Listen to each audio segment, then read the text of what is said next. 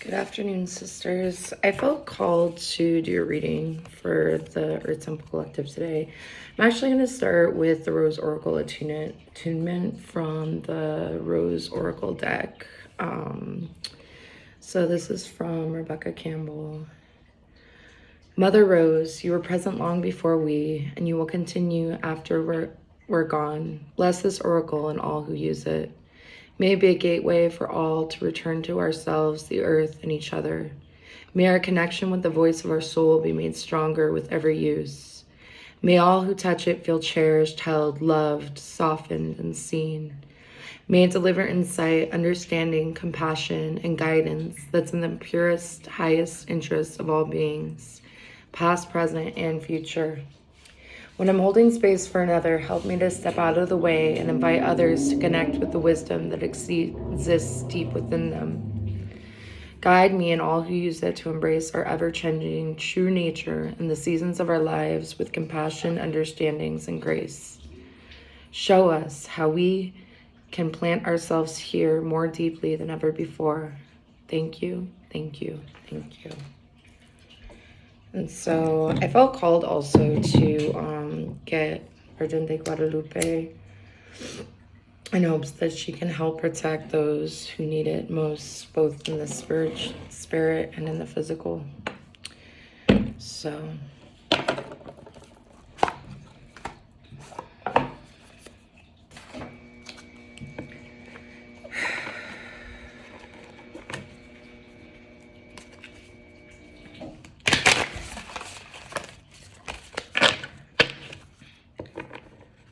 as we go deep within us, what messages need to come out? What reminders do our mothers have for us today?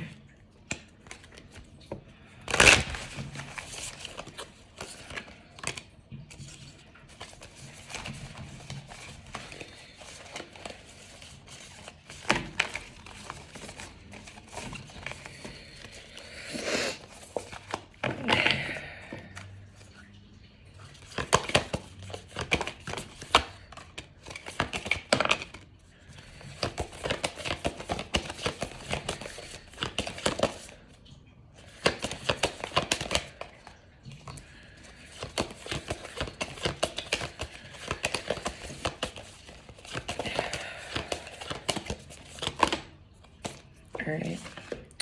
So the first card that came out was the bud, potential, promise. It's about to happen. Keep going.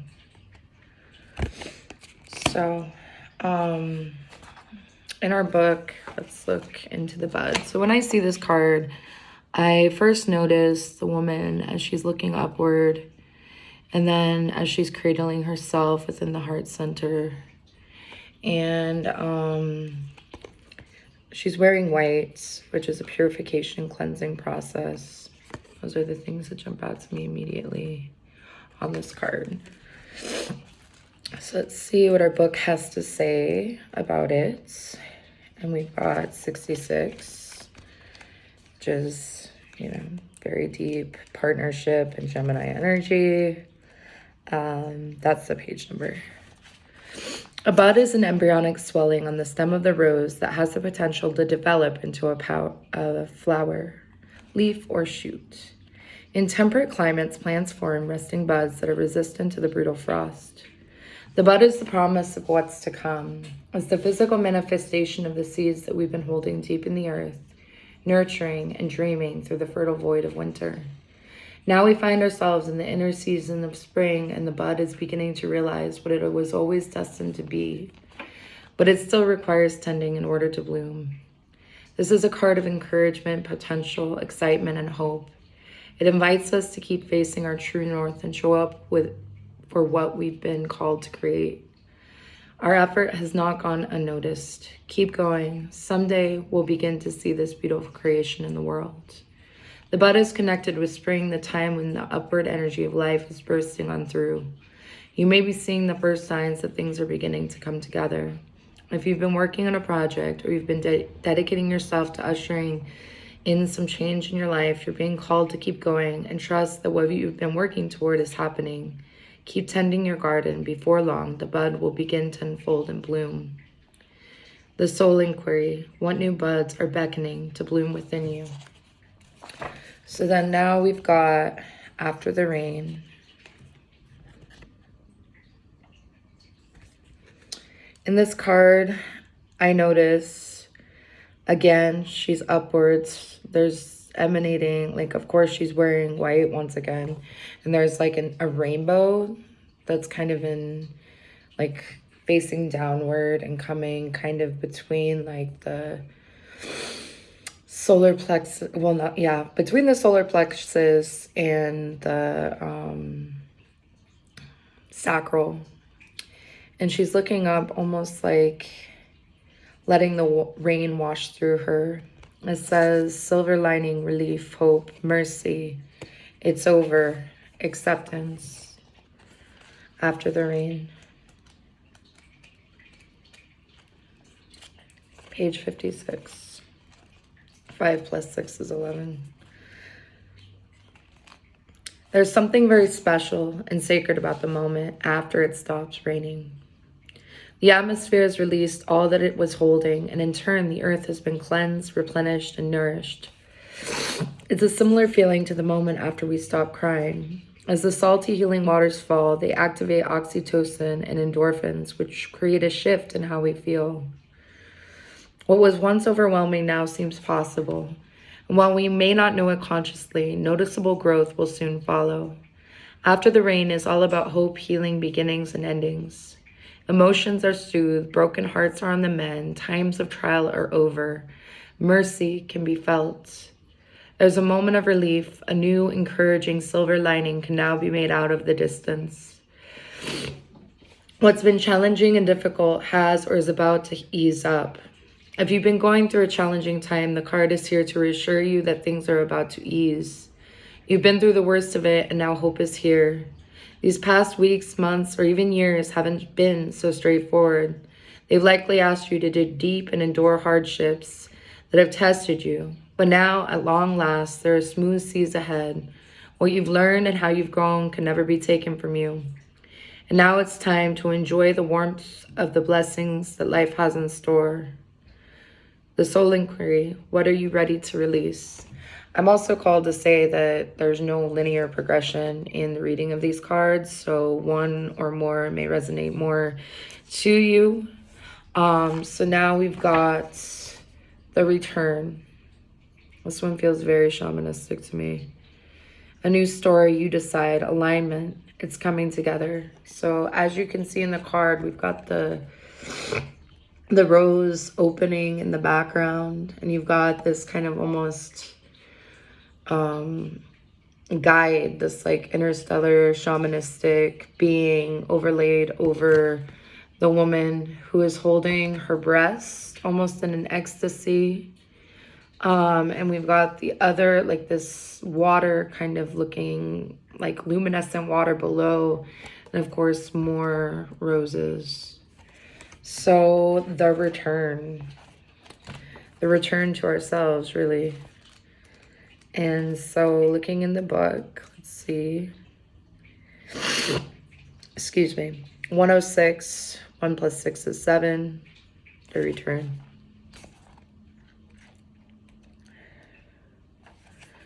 You've waited patiently for this moment. You've likely been working out on the inner for some time, and now the outer is coming into alignment. As changing beings, we're in a never-ending story of growth. This doesn't mean we're constantly in bloom. No, this means that we're constantly changing. This card is like the bloom, however, it's more powerful than that. It heralds the coming and going of a whole new way of being. An entirely new story has been written. This card heralds a great shift in your life. It's often taking time, sometimes even lifetimes. Acknowledge how far you've come and how much you've grown. You're part of creating change, not only in your own life, but also in the world. Take a moment to take it all in. You're just one of many, but your being here matters. A petal in the rose of a new humanity, part of the forever unfolding. Things are aligning for you and around you. They're convening and coming together. You're in the right place at the right time. Remember presence here, right now. Your outer world matches your inner world. This card is delivering a message of harmony, coming together in the embodiment of holding a clear vision for many years. You've been doing the groundwork to get to this moment, perhaps for months, years, or lifetimes. Use this moment. You get to decide what happens next. The Rose transmission. I acknowledge how far I've come and how much I've grown. I decide what happens next. So we are the creators of our own reality. Through the darkness comes the light. We have to remember to hold the light, to give to the light so that the darkness doesn't overcome us. And then now we have morning dew, clarity, a fresh start, a positive outlook. It's really interesting because a lot of the women in these cards, and this isn't true in the entire deck, but they're almost looking up in ecstasy. It's like they're seeing from within as opposed to from without. There's definitely an alignment coming together between that which we've been doing and that which is externally manifesting in the world. So she's dancing. It's like a mudra, like what Felicia was saying. And you also kind of see like the water speckles, right? And of course, morning dew is the condensation from the night. So it connects in some ways like that dark night. Excuse me. So it is on page 92. 9 plus 2 again is 11. Feels necessary to say that part. There's a special moment when the day is new and the sun's still young, when we are two given the opportunity to begin anew. The presence of the morning dew welcomes us with the grace of a fresh start, and as the moisture gathers on the rose, it invites us to see things clearly, sometimes in a whole new way than we did the previous day. A new perspective is suddenly here. Healers from all corners of the earth believe in the incredible healing quality of the morning dew. They believe that it possesses the same healing properties as the plants themselves, with the dew capturing their essence and clear potency. Practices such as walking barefoot on the morning dew, drinking from the petals of flowers, and placing dew on the body are thought to bring about powerful shifts in healing. If we're lucky enough to meet the morning in this way, we too may be blessed by the special healing liquid that carries the secret essence of both the earth and the entire universe within it, the morning dew. This card brings the message that clarity is on its way, a new start and a change of perspective. Shifts are coming, the future is looking renewed, hopeful, positive, bright. Keep focusing on the ideal outcomes and trust in the presence of the potent morning dew. Rose transmission. I am open to receive the potent clarity and shifts of the morning dew. I'm open to seeing the situation with new eyes. Then finally we've got, interesting. We've got Brothers of the Rose, the sacred masculine, honor, protection, support. So what immediately comes to me when looking at this card, of course, is our pregnant woman in the front. And it's almost like this like deep waters. And she's holding her belly. And she has the rose up here. And there's a rose coming out. And there's like a sacred cat there as well. And then you have the brothers holding space for the sisters. So when I look at this card, I think both of those who are engaging, who are masculine, like engaging in sacred masculine qualities and holding the light and listening and learning and moving beyond. But I also see the sacred masculine within, that which in us that can protect us. That which, and then there's this whole polarity that isn't really a necessary polarity that is part of existing in the physical. So here's the card again. Brothers of the Rose.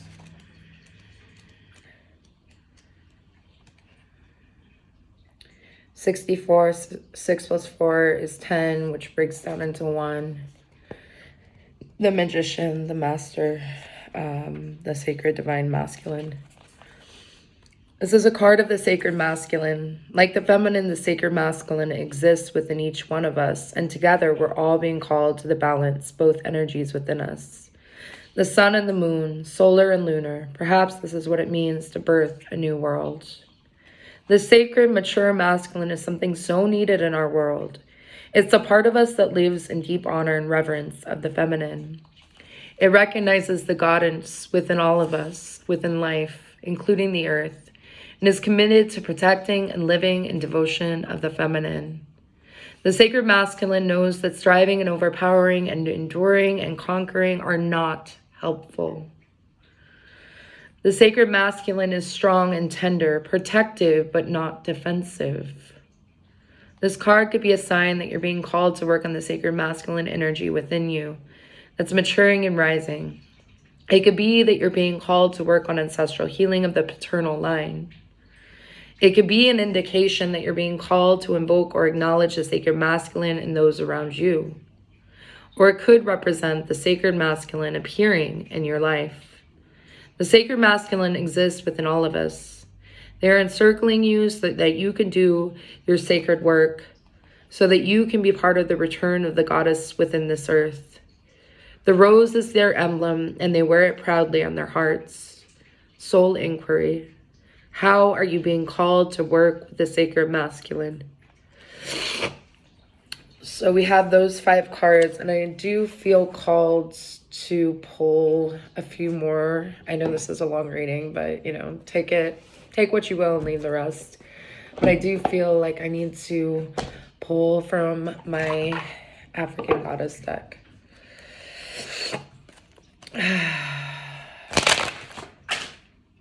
Well, let's see what we've got. We've got Satira, Brazen, Sekhmet, Wounded Healer, and Tutuba, Feeling Safe.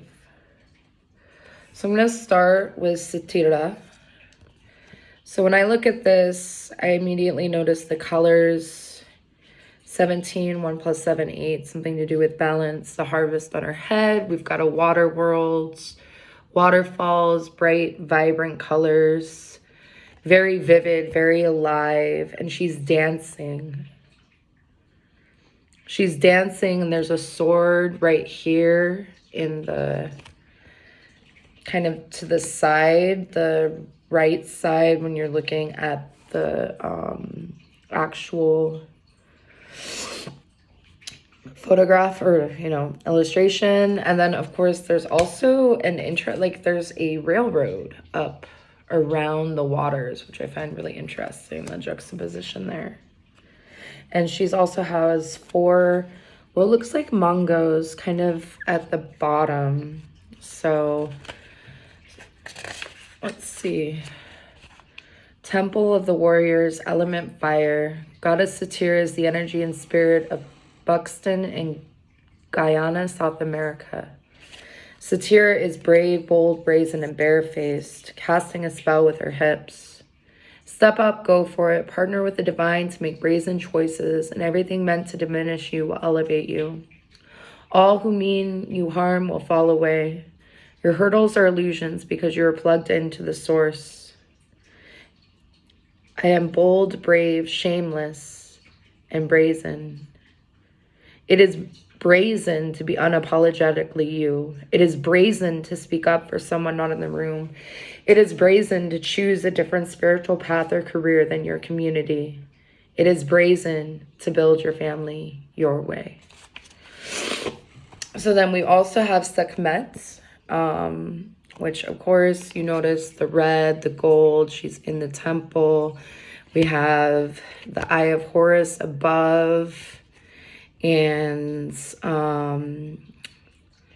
she has her breasts out. The Wounded Healer, 15, 1 plus 5 is 6. So let's see what Sekhmet has to tell us.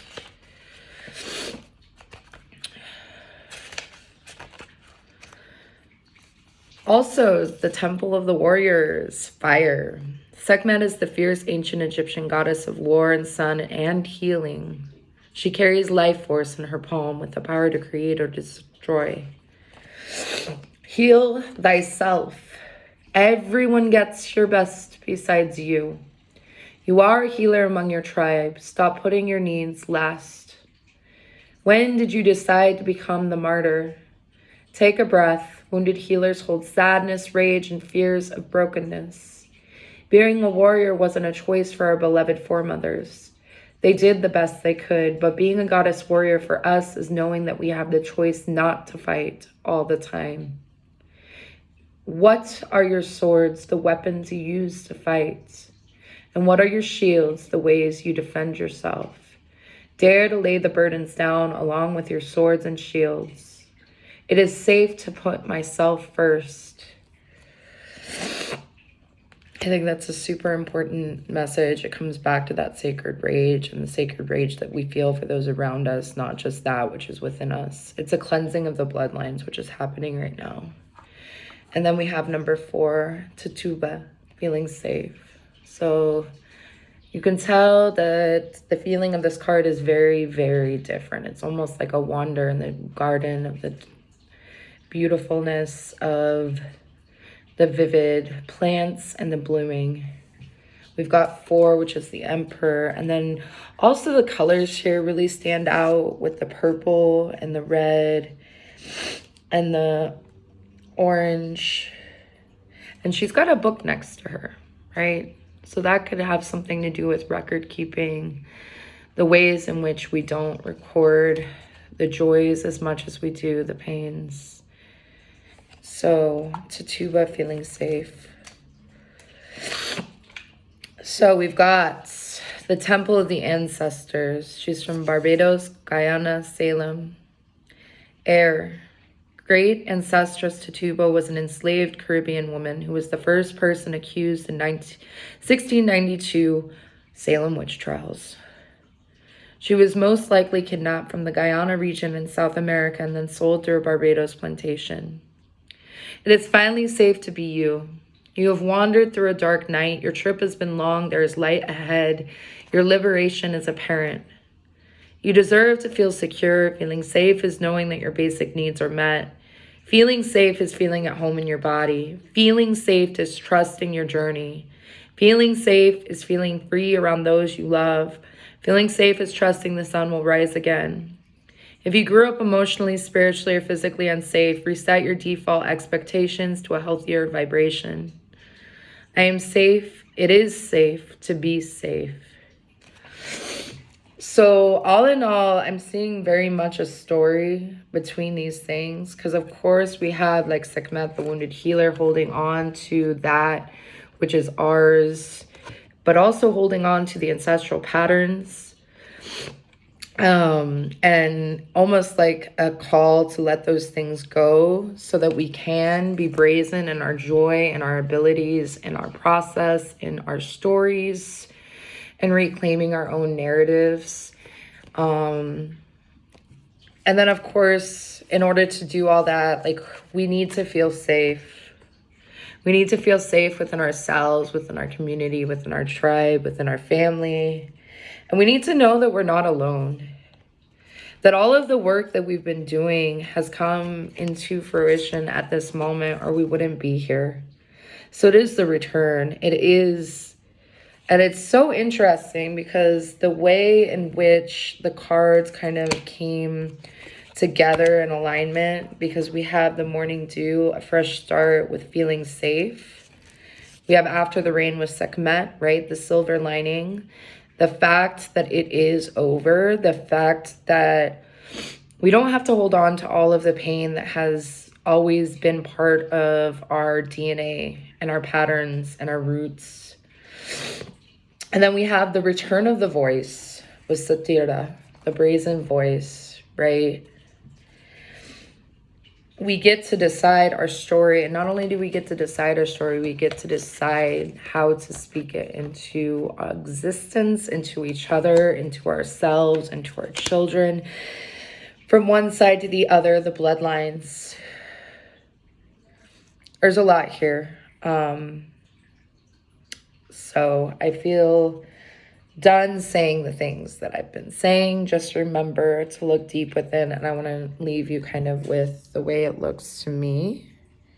If I can figure out how to do this, let's just do it this way.